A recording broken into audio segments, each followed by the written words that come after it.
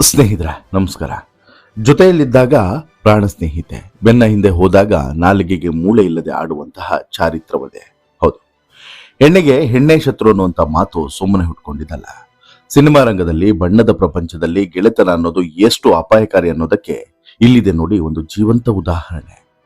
ಕಿರುತೆರೆ ಮತ್ತು ಬೆಳ್ಳಿತೆರೆಯಲ್ಲಿ ಯಶಸ್ವಿಯಾಗಿ ಗುರುತಿಸಿಕೊಂಡಿರುವಂತಹ ನಟಿ ಮತ್ತು ನಿರೂಪಕಿ ಅನುಪಮ ಇತ್ತೀಚೆಗೆ ಒಂದು ಇಂಟರ್ವ್ಯೂ ಅನ್ನ ಸೋಷಿಯಲ್ ಮೀಡಿಯಾದಲ್ಲಿ ಕೊಡ್ತಾರೆ. ಈ ಇಂಟರ್ವ್ಯೂ ಭಾರಿ ಫೇಮಸ್ ಆಗಿದೆ, ಭಾರಿ ವೈರಲ್ ಆಗಿದೆ, ಭಾರಿ ಚರ್ಚೆಯ ಕೇಂದ್ರ ಬಿಂದು ಕೂಡ ಆಗಿದೆ. ಈ ಇಂಟರ್ವ್ಯೂನಲ್ಲಿ ಅನುಪಮ ಅವರು ಸಾಕಷ್ಟು ಸಂಗತಿಗಳನ್ನು ಹಂಚಿಕೊಂಡಿದ್ದಾರೆ. ಅದರಲ್ಲೂ ಕೂಡ ಇತ್ತೀಚೆಗಷ್ಟೇ ಅವರು ಈ ನಿರೂಪಣೆಯಿಂದ ವಿದಾಯವನ್ನ ಹೇಳಿದ್ರು. 8 ವರ್ಷಗಳ ಸುದೀರ್ಘ ನಿರೂಪಣೆ ಜರ್ನಿಗೆ ವಿದಾಯವನ್ನ ಹೇಳಿದ್ರು. ಆ ವಿಚಾರವನ್ನ ಜೊತೆಗೆ ಅದಾದ ಬಳಿಕ ತಮ್ಮ ಜೀವನದಲ್ಲಿ ನಡೆದಂತಹ ಬೇರೆ ಬೇರೆ ಸಂಗತಿಗಳನ್ನ ಹಂಚಿಕೊಂಡಿದ್ದಾರೆ. ಅದರಲ್ಲಿ ಹೆಚ್ಚು ಸೌಂಡ್ ಮಾಡ್ತಿರುವಂತ ಒಂದು ಸಂಗತಿ ಏನು ಅಂತ ಹೇಳಿದ್ರೆ, ತಮ್ಮ ಪ್ರಾಣಕ್ಕಿಂತ ಹೆಚ್ಚಾಗಿ ನಂಬಿದಂತ ತಮ್ಮ ಸ್ವಂತ ಫ್ರೆಂಡ್ ತಮಗೆ ಮಾಡಿದಂತ ದ್ರೋಹದ ಬಗ್ಗೆ, ಆಕೆ ಕೊಟ್ಟಂತ ಮಾನಸಿಕ ಕಿರುಕುಳದ ಬಗ್ಗೆ ಅನುಪಮ ಈ ವಿಚಾರಗಳನ್ನ ಎಳೆ ಎಳೆಯಾಗಿ ಬಿಚ್ಚಿಟ್ಟಿದ್ದಾರೆ. ಈ ಅನುಪಮ ಬಿಚ್ಚಿಟ್ಟಂತ ಸತ್ಯಗಳು ಪ್ರತಿಯೊಬ್ಬರ ಕಣ್ಣು ತೆರೆಸುವಂತಿದೆ. ಜೊತೆಗೆ ನಾವು ಎಂತವರ ಸ್ನೇಹವನ್ನ ಮಾಡಬೇಕು ಜೀವನದಲ್ಲಿ, ಆ ಸ್ನೇಹ ಯಾವ ರೀತಿ ಇರಬೇಕು ಅನ್ನೋದನ್ನು ಕೂಡ ಒಂದು ನೀತಿ ಪಾಠವಾಗಿ ಈ ಒಂದು ಘಟನೆ, ಈ ಒಂದು ಸುದ್ದಿ ನಮ್ಮನ್ನ ಕಣ್ತೆರೆಸ್ತಾ ಇದೆ. ಹಾಗಾದ್ರೆ ಅನುಪಮ ಅವರ ಬಾಳಲ್ಲಿ ಈ ಆಟವಾಡಿದಂತಹ ಆ ಸ್ನೇಹಿತೆ ಯಾರು? ಯಾವ ರೀತಿಯಾಗಿ ಅನುಪಮ ಅವರಿಗೆ ಹಿಂಸೆಯನ್ನು ಕೊಟ್ಟರು? ಅನುಪಮ ಇದರಿಂದ ಎಷ್ಟು ನೊಂದು ಹೋಗಿದ್ರು, ಹೇಗೆ ಹೊರಗಡೆ ಬಂದ್ರು, ಈಗ ಹೇಗಿದ್ದಾರೆ? ಜೊತೆಗೆ ಅನುಪಮ ಅವರ ಬಾಳಲ್ಲಿ ಅವ್ರ ಕುಟುಂಬದವರು ದೂರ ಆಗಿರೋದು ಯಾಕೆ? ಎಲ್ಲವನ್ನೂ ಕೂಡ ನೋಡ್ತಾ ಹೋಗೋಣ. ಅದಕ್ಕಿಂತ ಮುಂಚೆ ನೀವಿನ್ನೂ ಕೂಡ ನಮ್ಮ ಚಾನಲ್ ಅನ್ನ ಸಬ್ಸ್ಕ್ರೈಬ್ ಮಾಡಿಲ್ಲ ಅಂದ್ರೆ ದಯವಿಟ್ಟು ಕೂಡಲೇ ಸಬ್ಸ್ಕ್ರೈಬ್ ಮಾಡಿ ಸ್ನೇಹಿತರೆ. ನೋಡಿ, ಕನ್ನಡದ ಕೆಲವು ಪ್ರಖ್ಯಾತ ನಿರೂಪಕರ ಪಟ್ಟಿಯಲ್ಲಿ ಅನುಪಮ ಕೂಡ ಒಬ್ಬರು. ಸುದೀರ್ಘವಾಗಿ ನಿರರ್ಗಳವಾಗಿ ಕನ್ನಡವನ್ನ ಮಾತನಾಡ್ತಾ ಒಂದು ಕಾರ್ಯಕ್ರಮವನ್ನ ಇನ್ನಷ್ಟು ಮತ್ತಷ್ಟು ಚಂದಗೊಳಿಸಬೇಕು ಅನ್ನುವಂತಹ ಶ್ರಮವನ್ನ ಹಾಕ್ತಾ, ಎಂಥದ್ದೇ ಕಾರ್ಯಕ್ರಮ ಆಗಿದ್ರೂ ಕೂಡ ಆ ಕಾರ್ಯಕ್ರಮಕ್ಕೆ ವಿಶೇಷವಾದಂತಹ ಟಚ್ ಅನ್ನ ಕೊಡ್ತಾ ನಿರೂಪಣೆಯನ್ನು ಮಾಡ್ತಾ ಇದ್ದಂತಹ ಅನುಪಮ ಅವರು ತಮ್ಮ 8 ವರ್ಷಗಳ ನಿರೂಪಣಾ ಜರ್ನಿಗೆ ವಿದಾಯವನ್ನ ಹೇಳಿದ್ದಾರೆ. ಇನ್ನು ಮುಂದೆ ನಾನು ಮೈಕ್ ಹಿಡಿಯೋದಿಲ್ಲ, ಆಂಕರಿಂಗ್ ಮಾಡೋದಿಲ್ಲ ಅನ್ನುವಂಥ ಶಪಥವನ್ನ ಮಾಡಿದ್ದಾರೆ. ಹಾಗೇನೆ ತಮ್ಮ ಮುಂದಿನ ಫೋಕಸ್ ಏನೇ ಇದ್ರೂ ಕೂಡ ನಟನೆ ಅನ್ನೋದನ್ನ ಹೇಳಿದ್ದಾರೆ. ಅನುಪಮ ಅವರು ಯಾಕೆ ನಿರೂಪಣೆಯಿಂದ ಹೊರ ಬಂದ್ರು, ಮುಂದೇನು ಮಾಡ್ತಾರೆ ಅನ್ನೋದ್ರ ಬಗ್ಗೆ ಈಗಾಗಲೇ ಒಂದು ವಿಡಿಯೋನ ನಮ್ಮ ಚಾನಲ್ ಅಲ್ಲಿ ಹಾಕಿದೀವಿ. ಅದನ್ನ ಒಂದ್ಸಲ ನೋಡಿ ಗೊತ್ತಾಗುತ್ತೆ. ಈಗ ಈ ವಿಚಾರಕ್ಕೆ ಬರೋದಾದ್ರೆ, ಅಂದ್ರೆ ಅನುಪಮ ಈ ತಮ್ಮ ಬಾಳಲ್ಲಿ ಹೋದಂತ ಮೋಸದ ಬಗ್ಗೆ ತಾವೇ ಹಂಚಿಕೊಂಡಂತ ವಿಚಾರಕ್ಕೆ ನೋಡೋದಾದ್ರೆ, ಅನುಪಮ ಗೌಡ ಅವರಿಗೆ ಲೈಫ್ ನಲ್ಲಿ ಫ್ಯಾಮಿಲಿಗಿಂತ ಫಸ್ಟ್ ಪ್ರಿಯಾರಿಟಿ ಅಂತ ಹೇಳಿದ್ರೆ ಅದು ಸ್ನೇಹಿತರು, ಫ್ರೆಂಡ್ಸ್. ಯಾಕಂತ ಹೇಳಿದ್ರೆ ಇವತ್ತಿಗೂ ಕೂಡ ಅನುಪಮ ಒಂದು ದೊಡ್ಡ ಮನೆಯನ್ನ ನಿರ್ಮಾಣ ಮಾಡಿ ಆ ಮನೆಯಲ್ಲಿ ಒಂಟಿಯಾಗಿ ವಾಸವನ್ನ ಮಾಡ್ತಾ ಇದ್ದಾರೆ. ಇನ್ಫ್ಯಾಕ್ಟ್ ಮನೆಯವರು ಯಾರು ಕೂಡ ಇಲ್ಲ ಅವ್ರ ಜೊತೆಗೆ. ತಂದೆ ಹೇಗೂ ಇಲ್ಲ, ತಾಯಿನೂ ಕೂಡ ಇವ್ರ ಜೊತೆಗೆ ವಾಸ ಇಲ್ಲ, ಸಹೋದರಿಯೂ ಕೂಡ ಇಲ್ಲ. ಅವರಿಬ್ರು ಕೂಡ ಸಪರೇಟ್ ಆಗಿದ್ದಾರೆ, ಅನುಪಮ ಸಪರೇಟ್ ಆಗಿದ್ದಾರೆ. ಇಷ್ಟು ದೊಡ್ಡ ಮನೆಯಲ್ಲಿ ಒಬ್ಬರೇ ಇರೋದು ಕೂಡ. ಇನ್ಫ್ಯಾಕ್ಟ್ ಅನುಪಮ ಅವರಿಗೆ ಈ ಒಂದು ಮನೆ ಇದೆಯಲ್ಲ, ಇದು ಕೇವಲ ಮನೆಯಾಗಿ ಅವ್ರಿಗಿಲ್ಲ, ಒಂದು ರೀತಿಯಾದಂಥ ದೇವಾಲಯದ ರೂಪ ಅವರಿಗೆ. ತಾವೊಬ್ಬರೇ ಇದ್ದಾಗ ಅಥವಾ ತಾವು ಕಷ್ಟದಲ್ಲಿ ಇದ್ದಾಗ ಅತ್ತಾಗ ಕೈ ಹಿಡಿದು ನಡೆಸಿದ್ದೆ ಈ ಫ್ರೆಂಡ್ಸ್ ಅಂತೇಳಿ ನಂಬ್ತಾರೆ ಅನುಪಮ. ಅನುಪಮ ಅವರಿಗೆ ತೀವ್ರವಾದಂಥ ಸೈನಸ್ಸು, ಮೈಗ್ರೇನು, ಬ್ರೀತಿಂಗ್ ಪ್ರಾಬ್ಲಮ್ ಇದೆ.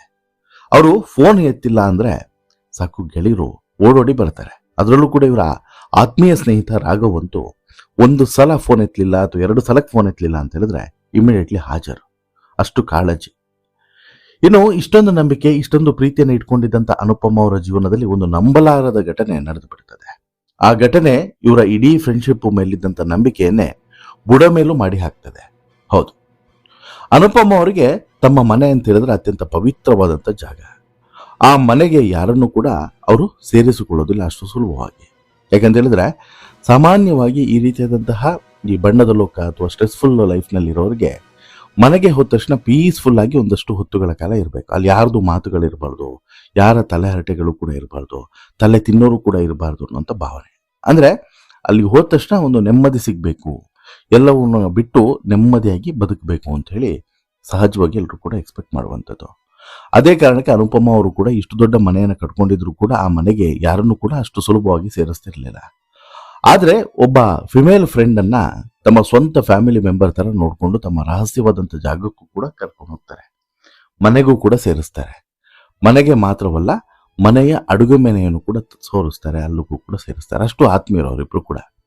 ಎಷ್ಟೋ ಸಲ ಆ ಫ್ರೆಂಡ್ಗೆ ಏನೇ ಕಷ್ಟ ಬಂದರೂ ಕೂಡ ತಮ್ಮ ಎಲ್ಲ ಕೆಲಸಗಳನ್ನು ಕ್ಯಾನ್ಸಲ್ ಮಾಡಿ ಅವರ ಮನೆಗೆ ಹೋಗಿ ಅವರಿಗೆ ಅಡುಗೆಯನ್ನ ಮಾಡಿಕೊಟ್ಟು ಸಾಂತ್ವನ ಹೇಳಿ ಬರುವಂತ ಕೆಲಸವನ್ನ ಅನುಪಮ ಈ ಹಿಂದೆ ಮಾಡಿದ್ದಾರೆ. ಆದ್ರೆ ಆ ಹೆಣ್ಮಗಳು ಮಾಡಿದ್ದೇನು ಗೊತ್ತಾ? ಅನುಪಮ ಹೋದ ತಕ್ಷಣವೇ ಅವರ ಕ್ಯಾರೆಕ್ಟರ್ ಬಗ್ಗೆ, ಅವರ ಜೀವನದ ಬಗ್ಗೆ ಅಸಹ್ಯವಾಗಿ ಜಡ್ಜ್ ಮಾಡಿ ಬೇರೆಯವರ ಹತ್ರ ಮಾತನಾಡೋದಕ್ಕೆ ಶುರು ಮಾಡ್ತಾಳೆ. ಇದನ್ನ ಯಾರು ತಾನೇ ಸಹಿಸ್ತಾರೆ ನೀವೇ ಹೇಳಿ. ಇದು ಒಂದು ಸಲ ಅಲ್ಲ, ಎರಡು ಸಲ ಅಲ್ಲ, ಪ್ರತಿ ಸಲನೂ ಕೂಡ ಇದೇ ರೀತಿ ಆಗ್ತಾ ಹೋಗ್ತಾ ಇರುತ್ತೆ. ಇದು ಅನುಪಮ ಅವರಿಗೂ ಕೂಡ ಗೊತ್ತಾಗ್ತದೆ. ನಂತರ ಅನುಪಮ ಅವರಿಗೆ ಎಲ್ಲೋ ಒಂದು ಕಡೆ ಇದು ತೀವ್ರವಾಗಿ ಕಾಡೋದಕ್ಕೂ ಕೂಡ ಶುರು ಮಾಡ್ತದೆ. ಸೋಷಿಯಲ್ ಮೀಡಿಯಾದಲ್ಲಿ ಬಾಡಿ ಪಾಸಿಟಿವಿಟಿ ಬಗ್ಗೆ, ವುಮೆನ್ ಸಪೋರ್ಟಿಂಗು ಅಂತೇಳಿ ದೊಡ್ಡ ದೊಡ್ಡ ಭಾಷಣವನ್ನು ಮಾಡುವಂಥ ಆ ಮಹಾತಾಯಿ ರಿಯಲ್ ಲೈಫ್ನಲ್ಲಿ ಮಾತ್ರ ಇನ್ನೊಬ್ಬ ಹೆಣ್ಣಿನ ಬಗ್ಗೆ ಅತ್ಯಂತ ಕೆಟ್ಟದಾಗಿ ಇಷ್ಟ ಬಂದಂತೆ ಮಾತನಾಡ್ತಾ ಇದ್ರು ಅನ್ನುವಂಥ ಸಂಗತಿ ಅನುಪಮಗೆ ಗೊತ್ತಾಗ್ತದೆ. ಇಮಿಡಿಯೇಟ್ಲಿ ಅನುಪಮ ಕೂಡ ಸುಮ್ಮನೆ ಇರೋದಿಲ್ಲ. ಫೋನ್ ಎತ್ಕೊಳ್ತಾರೆ, ಫೋನನ್ನು ಮಾಡ್ತಾರೆ. ತಾನು ಜೀವಕ್ಕಿಂತ ಹೆಚ್ಚಾಗಿ ನಂಬಿದಂತಹ ವ್ಯಕ್ತಿಯೇ ತನ್ನ ಬೆನ್ನ ಹಿಂದೆ ಈ ರೀತಿ ಚಾರಿತ್ರ್ಯ ವಧೆಯನ್ನು ಮಾಡ್ತಾ ಇದ್ದಾಳೆ ಅಂತೇಳಿ ಗೊತ್ತಾದಾಗ ಅನುಪಮ ಅಂತಲ್ಲ, ಯಾರಿಗಾದರೂ ಕೂಡ ಸಿಕ್ಕಾಬಟ್ಟೆ ಶಾಕ್ ಆಗುವಂಥದ್ದೇ. ಆ ನೋವು ಅಷ್ಟಿಷ್ಟಲ್ಲ. ಸತತ 3 ದಿನಗಳ ಕಾಲ ಅನುಪಮ ಕಣ್ಣೀರನ್ನು ಕೂಡ ಹಾಕ್ತಾರೆ. 1.5 ವರ್ಷದಿಂದ ನಡೀತಿದ್ದಂಥ ಈ ಆಟ ಕೊನೆಗೂ ಕೂಡ ಬಯಲಿಗೆ ಬರ್ತದೆ. ಅನುಪಮ ಅವರು ಅಲರ್ಟ್ ಆಗ್ತಾರೆ. ಇನ್ನು ಸುಮ್ಮನಿದ್ರೆ ಆಗೋದಿಲ್ಲ ಅಂತೇಳಿ ತೀರ್ಮಾನಿಸ್ತಾರೆ. ತಕ್ಷಣಕ್ಕೆ ಅನುಪಮ ಫೋನನ್ನು ಎತ್ಕೊಂಡು ಆ ವ್ಯಕ್ತಿಗೆ ಫೋನ್ ಮಾಡಿ, ನನ್ನ ಲೈಫ್ನಲ್ಲಿ ನೀನು ಇನ್ನು ಮುಂದೆ ಬೇಡ, ಬರಬಾರ್ದು ಅಂತ ಹೇಳಿಬಿಟ್ಟು ನೇರವಾಗಿ ಹೇಳಿ ಫೋನನ್ನು ಕಟ್ ಮಾಡ್ತಾರೆ. ನಂಬರನ್ನು ಡಿಲೀಟ್ ಮಾಡ್ತಾರೆ. ವಾಟ್ಸಪ್, ಸೋಷಿಯಲ್ ಮೀಡಿಯಾದಲ್ಲಿ ಬ್ಲಾಕ್ ಮಾಡ್ತಾರೆ. ಅಷ್ಟೇ ಅಲ್ಲ, ನನಗೆ ತಲೆ ಕೆಟ್ಟರೆ ನೀನು ಕೆಲಸ ಮಾಡುವಂಥ ಜಾಗಕ್ಕೆ ಬಂದು ನಿಂತ್ಕೊಂಡು ಖಡಕ್ಕಾಗಿ ನಿನ್ನ ಗ್ರಹಚಾರವನ್ನು ಬಿಡಿಸಿ ಹೋಗ್ತೀನಿ ಅಂತೇಳಿ ವಾರ್ನಿಂಗ್ ಅನ್ನು ಕೂಡ ಕೊಡ್ತಾರೆ. ಯಾವಾಗ ಇಷ್ಟು ಖಡಕ್ಕಾಗಿ ಅನುಪಮ ರಿಯಾಕ್ಟ್ ಅನ್ನ ಮಾಡ್ತಾರೋ ಆ ಕಡೆ ಇದ್ದಂಥ ಹೆಣ್ಮಗಳಿಗೆ ಸಹಜವಾಗಿ ಶಾಕ್ ಆಗ್ತದೆ. ಏನಾಯ್ತಪ್ಪ ಅಂತೇಳಿ ಏನೇನೋ ಸಮರ್ಥನೆ ಕೊಡುವಂಥ ಪ್ರಯತ್ನವನ್ನು ಮಾಡಿದ್ರೂ ಕೂಡ ಶಿ ಡೋಂಟ್ ಕೇರ್. ಯಾರು?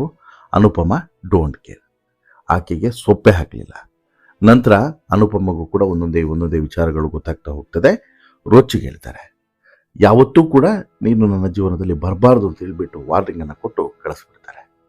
ಅಲ್ಲಿಗೆ ಅನುಪಮ ಅವರಿಗೆ ದೊಡ್ಡದೊಂದು ಪಾಠ ಕಲಿತಂತ ಅನುಭವ ಆಗ್ತದೆ. ನನ್ನ ಜೊತೆಗೇ ಇದ್ದು ಒಂದೇ ತಟ್ಟೆಯಲ್ಲಿ ಊಟ ಮಾಡಿ ಯಾವ ರೀತಿ ಬೆನ್ನಿಗೆ ಚೂರಿ ಹಾಕಿದ್ಲು ನೋಡಿ ಈ ಮೋಸಗಾರತಿ ಅನ್ನೋದು ಅನುಪಮಗೆ ಯಾವತ್ತೂ ಅರ್ಥ ಆಗ್ತದೆ. ಅವತ್ತೇ ಲಾಸ್ಟು. ಅವತ್ತಿನಿಂದ ಅನುಪಮ ಮತ್ತಷ್ಟು ಅಲರ್ಟ್ ಆಗ್ತಾರೆ. ಯಾರನ್ನೂ ಕೂಡ ತಮ್ಮ ಜೊತೆಗೆ ಸೇರಿಸಿಕೊಳ್ಳುವಂತಹ ನಿರ್ಧಾರವನ್ನು ಮಾಡೋದಿಲ್ಲ. ಯಾರಿಗೂ ಕೂಡ ಹೆಚ್ಚು ಎಂಟರ್ಟೈನ್ಮೆಂಟ್ ಅನ್ನು ಕೂಡ ಮಾಡೋಕೆ ಹೋಗೋದಿಲ್ಲ. ಎಷ್ಟು ಬೇಕೋ ಅಷ್ಟೇ. ಯಾರು ಹೇಗೆ, ಯಾವಾಗ, ಎಲ್ಲಿ, ಯಾವ ರೀತಿ ಬೆನ್ನಿಗೆ ಚೂರಿ ಹಾಕ್ತಾರೆ ಅನ್ನೋದು ನಮಗೆ ಗೊತ್ತೇ ಆಗೋದಿಲ್ಲ. ಇದು ಇವತ್ತು ಅನುಪಮ ಅವರ ಬಾಳಲ್ಲಿ ಆಗಿರ್ಬೋದು, ನಾಳೆ ನಮ್ಮ ಬಾಳಲ್ಲೋ ಅಥವಾ ಈಗಾಗಲೇ ನಮ್ಮ ಬಾಳಲ್ಲಿ ಯಾವತ್ತೋ ಒಂದಿನ ಇದೇ ರೀತಿ ಆಗಿರ್ತದೆ. ಅದರಲ್ಲೇನೂ ಕೂಡ ಡೌಟ್ ಇಲ್ಲ. ಎಷ್ಟೋ ಜನ ಇದೇ ರೀತಿ ನಂಬಿ ಮೋಸ ಹೋದಂಥವ್ರು ಇದ್ದಾರೆ. ನಂಬಿಕೆಯನ್ನು ಹುಟ್ಟಿಸಿ ಮೋಸ ಮಾಡಿದಂಥವರೂ ಕೂಡ ಇದ್ದಾರೆ. ಅದರಲ್ಲೂ ಕೂಡ ಸ್ನೇಹದ ಹೆಸರಿನಲ್ಲಿ ಮೋಸ ಮಾಡಲೇಬೇಕು ಅಂತೇಳಿ ನಿರ್ಧರಿಸಿ ಈ ರೀತಿ ಮೋಸ ಮಾಡಿದಂಥ ಅದೆಷ್ಟೋ ವ್ಯಕ್ತಿಗಳು ನಮ್ಮ ನಡುವೆ ಇವತ್ತಿಗೂ ಕೂಡ ಇದ್ದಾರೆ. ನೋಡಿ, ಅನುಪಮ ಅವರು ಇಲ್ಲಿ ನಮಗೆ ಒಂದು ವಿಚಾರವನ್ನು ಹೇಳಿರೋದಷ್ಟೇ ಅಲ್ಲ, ಒಂದು ನೀತಿ ಪಾಠವನ್ನು ಕೂಡ ತಿಳಿಸ್ಕೊಟ್ಟು ಹೋಗಿದ್ದಾರೆ. ಅಂದರೆ ಯಾರನ್ನು ಕೂಡ ಹೆಚ್ಚಾಗಿ ನಂಬಬೇಡಿ, ಯಾರಿಗೂ ಕೂಡ ಹೆಚ್ಚಾಗಿ ಮಣೆಯನ್ನು ಹಾಕಬೇಡಿ ಅನ್ನುವಂಥ ಸಂಗತಿಯನ್ನು ಹೇಳಿದ್ದಾರೆ. ಈ ಮೂಲಕ ಸ್ನೇಹದ ಹೆಸರಿನಲ್ಲಿ ಯಾವ ರೀತಿ ಮೋಸವನ್ನು ಮಾಡ್ತಾರೆ ಅಂತೇಳಿ ಅನುಪಮ ಹೇಳ್ಕೊಂಡಿದ್ದಾರೆ. ಬೆನ್ನಿಗೆ ಚೂರಿ ಹಾಕಿದಂಥ ಆ ವ್ಯಕ್ತಿಯ ಹೆಸರನ್ನು ಅವರೆಲ್ಲೂ ಕೂಡ ಉಲ್ಲೇಖ ಮಾಡಲಿಲ್ಲ. ಬಟ್ ಅವರು ಹೇಳಿದಂಥ ಹೆಸರು ಯಾರದ್ದು ಅನ್ನೋದು ಸಾಕಷ್ಟು ಜನರಿಗೆ ಗೊತ್ತಾಗಿದೆ. ನಮಗೂ ಕೂಡ ಗೊತ್ತಿದೆ. ಬಟ್ ಕಾನೂನಿನ ದೃಷ್ಟಿಕೋನದಿಂದ ನಾವು ಆ ರೀತಿ ಹೆಸರುಗಳನ್ನು ಹೇಳೋ ಹಾಗಿಲ್ಲ.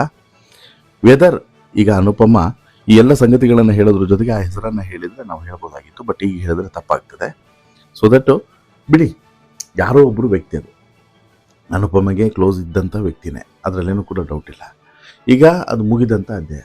ಹಾಗನ್ನ ಮಾತ್ರಕ್ಕೆ ಇದು ಯಾಕೆ ಈ ಸ್ಟೋರಿಯನ್ನು ನಾನು ನಿಮ್ಮ ಮುಂದೆ ಇಟ್ಟೆ ಅಂತ ಹೇಳಿದ್ರೆ, ನಮ್ಮ ಬಾಳಲ್ಲೂ ಇಂತಹ ಫೇಕ್ ಫ್ರೆಂಡ್ಸ್ಗಳು ಸಾಕಷ್ಟು ಜನ ಇರ್ತಾರೆ. ಅವ್ರು ಮಾಡುವಂಥ ಮೋಸ, ಅವ್ರು ಮಾಡುವಂಥ ವಂಚನೆ, ಅವ್ರು ಬೆನ್ನಿಗೆ ಚೂರಿ ಹಾಕುವಂಥ ಕೆಲಸವನ್ನು ಮಾಡುವಂಥದ್ದು, ಇದರ ಬಗ್ಗೆ ನಾವು ಅಲರ್ಟ್ ಆಗಿರಬೇಕು ಅನ್ನುವಂಥ ಕಾರಣಕ್ಕೋಸ್ಕರ ಈ ಸ್ಟೋರಿಯನ್ನು ನಾನು ನಿಮಗೆ ಕೊಟ್ಟಿದ್ದು. ಇಲ್ಲೂ ನೋಡಿ, ಇಲ್ಲಿ ಈಗ ಅನುಪಮಗೆ ಮೋಸ ಮಾಡಿದ್ದು ಯಾರೋ ಥರ್ಡ್ ಪರ್ಸನ್ ಅಲ್ಲ, ಅವರ ಜೊತೆಗಿದ್ದವರೇ ಮೋಸ ಮಾಡಿದ್ದು, ಆತ್ಮೀಯ ಸ್ನೇಹಿತರು ಅಂತೇಳಿ ಅಂದ್ಕೊಂಡವರೇ ಮೋಸ ಮಾಡಿದ್ದು. ಹೀಗಾಗಿ ಹೆಣ್ಣಿಗೆ ಹೆಣ್ಣು ಶತ್ರು ಅನ್ನುವಂತಹ ಮಾತು ಬರೀ ಮಾತು ಅಲ್ವೇ ಅಲ್ಲ, ಅದೊಂದು ಕಹಿ ಸತ್ಯ. ನಮ್ಮ ಕಷ್ಟಕ್ಕೆ ಜೊತೆ ಆಗೋರು ನಮ್ಮ ನಡುವೆ ಜೊತೆಯಲ್ಲೇ ಇದ್ದು ನಮ್ಮ ಕುಸಿತವನ್ನು ಅಥವಾ ನಮ್ಮ ಡೌನ್ಫಾಲನ್ನು ಕಾಯುವಂಥ ಇಂತಹ ನಕಲಿ ಸ್ನೇಹಿತರ ಬಗ್ಗೆ ನಾವು ಎಚ್ಚರಿಕೆಯಿಂದ ಇರಲೇಬೇಕು. ಅನುಪಮ ಗೌಡ ಅವರ ಈ ದಿಟ್ಟ ನಿರ್ಧಾರದ ಬಗ್ಗೆ ನಿಮಗೇನು ಅನಿಸುತ್ತೆ? ನಿಮಗೂ ಕೂಡ ಲೈಫ್ನಲ್ಲಿ ಇಂತಹ ನಕಲಿ ಫ್ರೆಂಡ್ಸ್ಗಳು ಎದುರಾಗಿದ್ರಾ? ನಿಮ್ಮ ಅನಿಸಿಕೆಯನ್ನು ಕಮೆಂಟ್ ಮಾಡಿ ತಿಳಿಸಿ. ಜೊತೆಗೆ ಈ ಸ್ಟೋರಿ ಇಷ್ಟ ಆಯಿತು ಅಂತ ಹೇಳಿದ್ರೆ ಲೈಕ್ ಮಾಡಿ, ಶೇರ್ ಮಾಡಿ, ಚಾನಲ್ಗೆ ಸಬ್ಸ್ಕ್ರೈಬ್ ಆಗೋದನ್ನು ಮರಿಬೇಡಿ. ಧನ್ಯವಾದ.